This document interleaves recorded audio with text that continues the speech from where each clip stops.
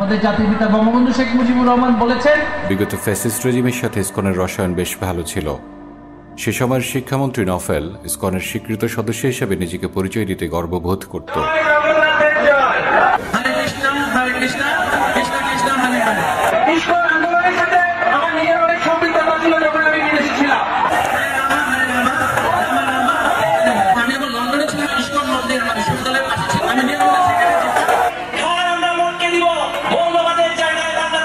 আওয়ামী রেজিমের সময় ইসকন সন্দেহাতীতভাবে তার সবচেয়ে সুখের সময় পার করেছিল।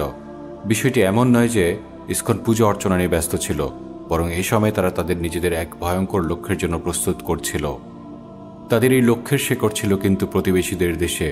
তাদের সেই লক্ষ্য উদ্দেশ্যের প্রস্তুতির ব্যাপারে আমরা প্রায় 3 বছর আগে একটা ভিডিও করে দেখিয়েছিলাম। তাদের এই প্রস্তুতির ব্যাপারে আপনি জেনেছেন কি? দেখে নেওয়ার অনুরোধ রইল, লিঙ্ক ডেসক্রিপশন বক্সে দেওয়া আছে। জাতীয় পতাকা অবমাননার দায়ে চিন্ময় কৃষ্ণকে গ্রেফতার করা হলে ইসকনের সন্ত্রাসীরা দেশে সহিংসতা শুরু করে। এই হাঙ্গামা উত্তপ্ত হয়ে ওঠে প্রকাশ্যে দিনে দুপুরে একজন সরকারি আইনজীবীকে হত্যা করে ফেলার ঘটনায়। ইসকন এবং পাশের দেশের গেরুয়া সন্ত্রাসীদের পরিকল্পনা ছিল দেশে দাঙ্গা বেঁধিয়ে দেওয়া, কিন্তু আমাদের মুসলিম জনগোষ্ঠী তাদের ফাঁদে পা দেননি। আপাতত কিছু সময়ের জন্য হলেও দেশ ভয়ঙ্কর এক দাঙ্গা রক্তক্ষয়ী সংঘর্ষ থেকে বেঁচে গেল বটে, কিন্তু এখানেই কি শেষ? আমাদের এই বাংলাদেশ কি নিরাপদ?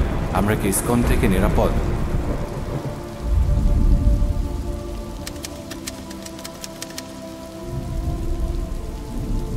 ইসকন আসলে এমন কি যে কারণে তারা আমাদের দেশের জন্য, এদেশের জনগণের জন্য, সার্বিক নিরাপত্তার জন্য এত বড় হুমকি হতে পারে? এসব নিয়েই আমাদের আজকের আলোচনা। তবে এর আগে সাবস্ক্রাইব করে নিলে ভালো হতো না? আমি না হয় কয়েক সেকেন্ড অপেক্ষা করছি। সাবস্ক্রাইব বাটন ইজ রাইট দেয়ার এবং বেল আইকনও প্রেস করে নিতে হবে। 1966 সালে ইসকন প্রতিষ্ঠিত হয় আমেরিকায়, ভারতে নয় কিন্তু।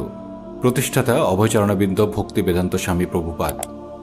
অবাক হওয়ার মতো বিষয়, এই ব্যক্তি ভারতে কোনো হিন্দু শিক্ষালয়ে পড়াশোনা করেনি, বরং লেখাপড়া করেছে খ্রিস্টানদের চার্চে। স্বামী প্রভুপাদ নতুন ধরনের হিন্দু সংগঠন চালু করতেই প্রথমে তাতে বাধা দিয়েছিল মূলধারার হিন্দুরা। অধিকাংশ হিন্দুই তার বিরুদ্ধাচরণ শুরু করে। তাই শুরুতে ধর্মীয় আবেশে জন্মানো এই সংগঠনটি খুব বেশি দিন আর নিরীহ সংগঠন হিসেবে ছিল না, বরং তা আন্তর্জাতিক পরিমণ্ডলে ভারতের জন্য পুরোদস্তুর রাজনৈতিক লবি কিংবা এজেন্ডা বাস্তবায়নকারী সংগঠনে পরিণত হয়। ইসকন মূলত ভারতের সফট পাওয়ার প্রজেকশনের অন্যতম সেরা প্ল্যাটফর্ম হয়ে ওঠে। শক্তিধর কোনো রাষ্ট্র বিশ্ব পরিমণ্ডলে 2 রকমের পাওয়ার প্রজেক্ট করে থাকে, হার্ড পাওয়ার এবং সফট পাওয়ার। হার্ড পাওয়ার মূলত মিলিটারি অ্যাক্টিভিটিস, অপরদিকে সফট পাওয়ার মিলিটারি সম্পর্কিত নয় বা সেরকম থ্রেট ইম্পোজ করে না, বরং সফট পাওয়ার কোনো দেশের ধর্ম, আদর্শ, শিক্ষা, সংস্কৃতি, সোশ্যাল ডাইনামিক্স এবং পলিটিক্স এসব নিয়ে আস্তে আস্তে কাজ করতে থাকে। এর দ্বারা সে উল্লিখিত দেশের মূলত বুদ্ধিবৃত্তিক, শিক্ষাভিত্তিক, সাংস্কৃতিক পরিমণ্ডলে নিজেদের চিন্তা চেতনা প্রবেশ করিয়ে দেয়। সফট পাওয়ার কখনো কখনো নিজের দেশের হয়ে ওকালতি করে, যা আমাদের কাছে লবি নামেই অধিক পরিচিত।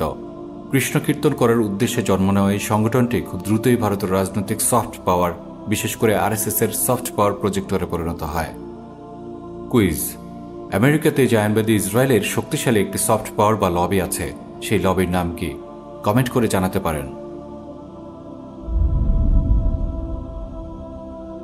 সারা দুনিয়ায় প্রায় 100টি দেশে ছড়িয়ে পড়া এই ইসকনের গ্লোবাল রেপুটেশন প্রশ্নবিদ্ধ। অনেক দেশেই ইসকন নিষিদ্ধ, অনেক দেশেই ইসকন ভিন্ন নামে তাদের কাজ পরিচালনা করে। আন্তর্জাতিক পরিমণ্ডলে ইসকনের বড় বড় কিছু অপরাধ সমূহ হচ্ছে: 1. অর্থনৈতিক দুর্নীতি। ভারতে এবং যুক্তরাষ্ট্রে ইসকনের কয়েকটি শাখায় আর্থিক অনিয়মের মামলা হয়েছে। 2. শিশু নিপীড়ন। যুক্তরাষ্ট্র এবং ভারতে ইসকনের পরিচালিত কিছু শিক্ষা প্রতিষ্ঠানে শিশু নির্যাতনের গুরুতর অভিযোগ উঠেছে। 3. জোর করে ধর্মান্তরকরণ। রাশিয়া, ল্যাটিন আমেরিকা এবং আফ্রিকাতে ইসকন জোর করে ধর্মান্তরিত করার অভিযোগে অভিযুক্ত। 4. ধর্মীয় নেতাদের যৌন নিপীড়ন। ইসকনের প্রতিষ্ঠাতা সদস্য কীর্তানন্দ স্বামীকে যৌন হয়রানি এবং অর্থনৈতিক দুর্নীতির দায়ে কারাদণ্ড দেওয়া হয়। 5. রাজনৈতিক সফট পাওয়ার। অরাজনৈতিক এবং ধর্মীয় সংগঠনের কথা বলা হলেও ইসকন বাস্তবে ভারতের হিন্দুত্ববাদী রাজনীতির সফট পাওয়ার হিসেবে কাজ করে। বাংলাদেশে ইসকনের অপরাধের ফিরিস্তি বেশ লম্বা, তবে তাদের অপরাধ সেভাবে তেমন পাওয়া যায় না। বিগত রেজিম এবং তার সিস্টেম ইসকনের বিভিন্ন অপরাধসমূহ সযত্নে ঢেকে দিত। এই জন্য তাদের অপরাধের পাবলিক রেকর্ড তাদের মূল অপরাধের তুলনায় খুবই সামান্য। এর মধ্যে কিছু উল্লেখযোগ্য হচ্ছে: মন্দির দখল। 2021 সালে চট্টগ্রামে ইসকনের বিরুদ্ধে সনাতন ধর্মাবলম্বীদের সংগঠন প্রবর্তক সংঘের মন্দিরের ভূমি ব্যবহারের শর্ত ভঙ্গ করার অভিযোগ ওঠে। প্রবর্তক সংঘের নিরাপত্তা কর্মীদের উপরও হামলা করে ইসকনের সদস্যরা। এমনকি চুক্তি ভেঙে মন্দিরের জায়গার মালিকানা দাবি করে ইসকন। ইহা কি সাধুর কাজ নাকি সন্ত্রাসীর কাজ? সাধুর ছদ্মবেশে একদল সন্ত্রাসী প্রবর্তক শ্রী শ্রীকৃষ্ণ মন্দিরে অবস্থান নিয়েছে। 2019 সালে পুরান ঢাকার স্বামীবাগে স্বামী ত্রিপুরলিঙ্গ প্রতিষ্ঠিত মন্দির এবং আশ্রমটি অর্পণনামার ভিত্তিতে 90-এর দশকের শেষের দিকে দখল করে নেয় ইসকন। বর্তমানে এটি ইসকনের প্রধান কার্যালয়।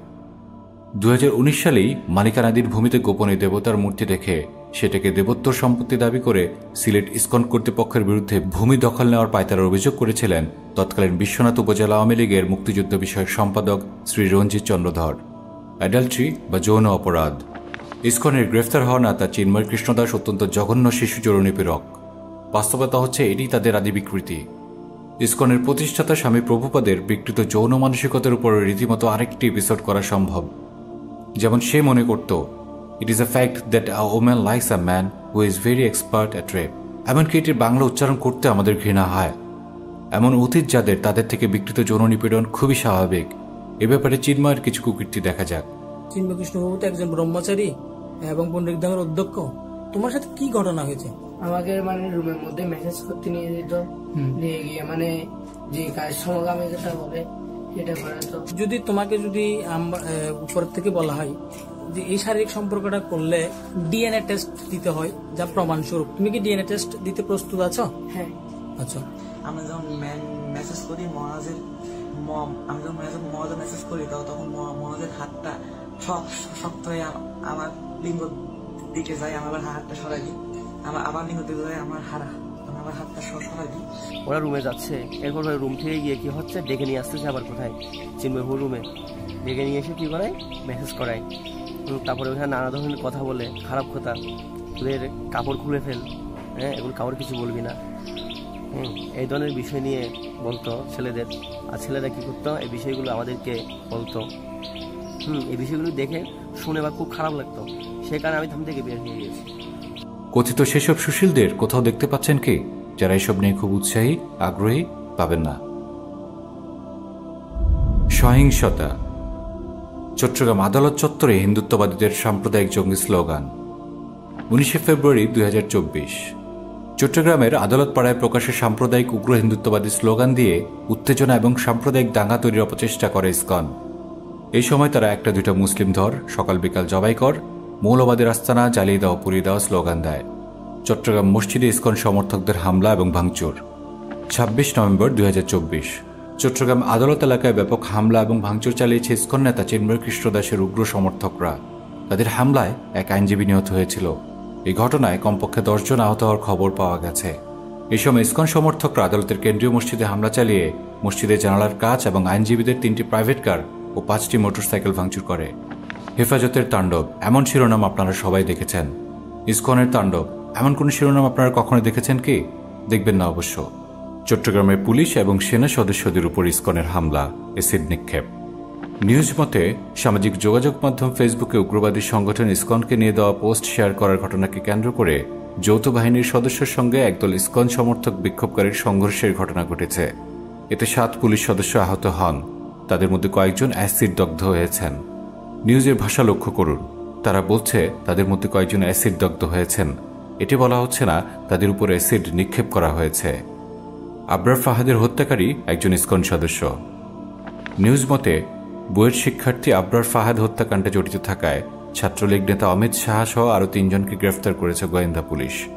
অমিত সাহা উগ্রবাদী হিন্দু সংগঠন ইসকনের সদস্য বলে জানা গেছে। ইমাম খুন।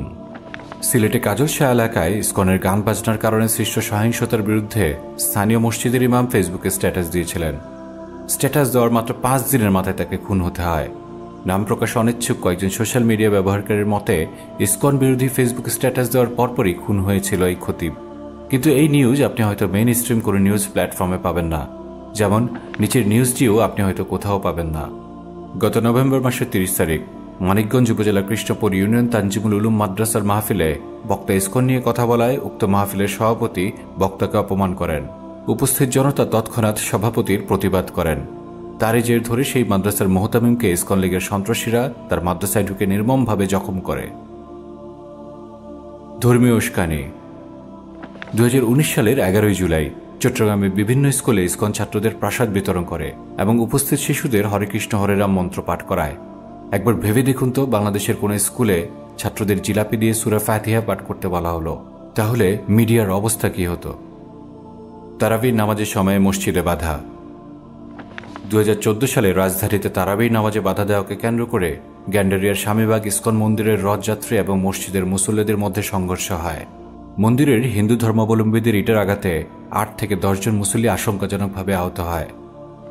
সেই সময়ে বিষয়টি সারা দেশে বেশ আলোচিত সংবাদ হলেও আজ সেই ব্যাপারে আর কোনো নিউজ খুঁজে পাওয়া যাচ্ছে না। ফ্যাসিস্ট রেজিমের দালাল চিন্ময় কৃষ্ণ। 5 আগস্ট ফ্যাসিস্ট রেজিমের প্রধান পালিয়ে যাওয়ার পরে পুরো দেশ আস্তে আস্তে জানার সুযোগ পেয়ে যায় যে রেজিম প্রধান আসলে কত জঘন্য মানসিকতার ব্যক্তিত্ব ছিল। ক্ষমতার জন্য হাজার হাজার মানুষ হত্যার পরেও যখন আন্দোলন দমন করা যাচ্ছিল না, তখন সে চিৎকার করে আর্মি জেনারেলকে বলেছিল, পুলিশ তো পারছে, তোরা পারিস না কেন? নিজের ক্ষমতা টিকিয়ে রাখার জন্য হাসিনা আরও হাজার হাজার লাশ ফেলে দেওয়ার অনুমতি দিয়েছিল। এই ফ্যাসিস্ট রেজিমের পতনের পরে চিন্ময় কৃষ্ণ রয়ের হাতের ইশারায় রেজিমের হয়ে দালালি শুরু করে। আমাদের দেশের নিউজ মতে জুলাই বিপ্লবে ফ্যাসিস্ট শেখ হাসিনার পতনের পরে বাংলাদেশকে অস্থিতিশীল করে ফ্যাসিবাদী শাসন ফিরিয়ে আনার নীল নকশা আঁটে দিল্লি, যারা অন্যতম সেনাপতির দায়িত্ব পালন করেছিলেন এই ইসকন নেতা। সরকারি একটি গোয়েন্দা সংস্থা বলেছে, ভারতের উগ্র হিন্দুত্ববাদী সংগঠন RSS এর পরিকল্পনায় ভারতপন্থী আরও কয়েকটি ছোটখাটো সংগঠনকে নিয়ে নতুন এই জোটের আত্মপ্রকাশ ঘটানো হয়, যা সমন্বয় করেছেন ভারতে পালিয়ে থাকা পতিত সরকারের সাবেক শিক্ষামন্ত্রী মহিবুল হাসান চৌধুরী নফেল। ফ্যাসিবাদের পতনের পর মূলত সাম্প্রদায়িক দাঙ্গা বাঁধানোই ছিল তাদের মূল উদ্দেশ্য। যেমনটি আমরা উপরেও বলে এসেছিলাম, এই ইসকন আসলে ভারতের হিন্দুত্ববাদী শক্তির সফট পাওয়ার। এখানে আমরা যা আলোচনা করতে সক্ষম হয়েছি তা ইসকনের প্রকৃত অপরাধের তুলনায় কিছুই না। বাস্তবতা তো এমন যে তাদের যে কোনো অপরাধ মিডিয়া সযত্নে ঢেকে দেয়। কেন ঢেকে দেয় সেটি আরেকটি মৌলিক প্রশ্ন। অতীতে তাদের এমন হাজার হাজার অপরাধ রেজিমের ইশারায় মিডিয়া ঢেকে দিয়েছিল, এখনও দিচ্ছে, সামনেও দিবে। এরপরেও আমরা আপনাদের কাছে প্রশ্ন রেখে যাচ্ছি, এই উগ্রবাদী সংগঠনকে বাংলাদেশের নিরাপত্তার জন্য আপনারা কেমন মনে করেন? এই উগ্র সাম্প্রদায়িক সংগঠনের ব্যাপারে বাংলাদেশের ভূমিকা কেমন হওয়া উচিত? এই ব্যাপারে আমাদের কমেন্ট করে জানাতে পারেন। যে কোনো ভিডিওর গঠনমূলক কমেন্টের সংখ্যা বেশি হলে ভিডিওটি ইউটিউব বেশি বেশি সাজেশনে দেখাতে থাকে। এজন্য আমরা আপনাদের অনুরোধ করছি, আমাদের ভিডিওগুলোতে আপনারা কমেন্ট করবেন, আপনাদের মতামত জানাবেন। আলোচনা এখানেই শেষ নয়, খুব শীঘ্রই আমরা পরের পর্ব নিয়ে ফিরে আসছি ইনশাআল্লাহ। সাবস্ক্রাইব করে নিন এবং বেল আইকন প্রেস করে নিন নোটিফিকেশন পাওয়ার জন্য।